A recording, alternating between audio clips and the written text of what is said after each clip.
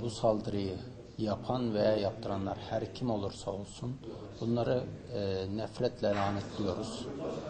Sonuçta Doğu ve Güneydoğu bölgesi, bunun yanında son zamanlarda bu Mersin'e kadar sıçramış bulunmakta. Bölgede huzurun hakim olmasını istemeyenler, bölgedeki toplumun İslam'dan uzaklaştırılmasını hedef alan zihniyetin yıllardır bu bölgede insanlara karşı İslam'ı savunan, İslami yönde hareket eden kurum, kuruluş ve bu yöndeki kişilere karşı saldırılarına şahit olduk. Tabii bu saldırıda sonuçta bu saldırılardan ayrı bir saldırı değildir.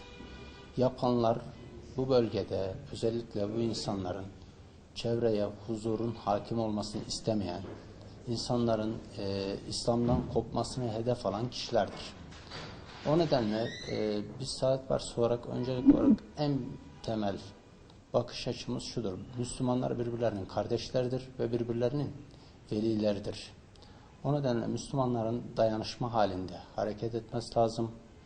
Bu tarz saldırılara karşı da dik durması lazım. Hiçbir şekilde şiddetin içine çekilmeye çalışıldıklarının farkına varıp şiddete de meyil verecek bir durumda olmaması lazım. Metanetli bir şekilde yolların devam etmesi lazım. Mümkün olduğunca çatışmadan, şiddetten ve kavgadan uzak durmaya gayret etmesi lazım.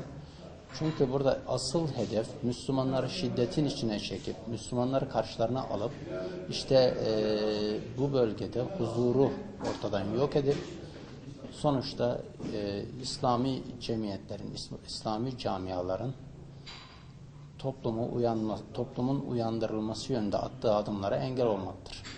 Esas amaç iki tarafın çatışmaya sürüklenip toplumun İslam'dan uzaklaştırılmasıdır. Bu saldırıların oluşmadan önlenmesi yolunda adım atılabilir. Bu konuda da yetki İçişleri Bakanlığı'ndadır. Hükümete düşmektedir görev.